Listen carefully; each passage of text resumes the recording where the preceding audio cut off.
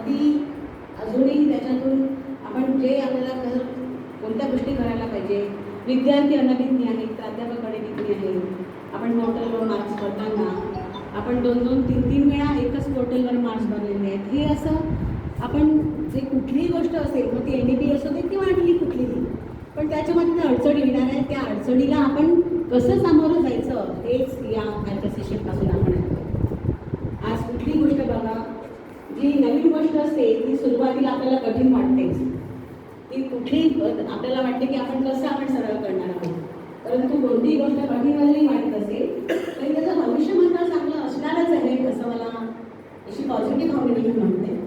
कारण आज कुठल्याही भागामध्ये कुठल्याही गोष्टीमध्ये बदल करणं गरजेचं आहे.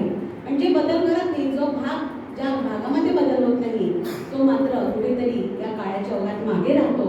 आणि मग शैक्षणिक बदलामध्ये हा NDPचा बदल तेवढाच महत्त्वपूर्ण आहे.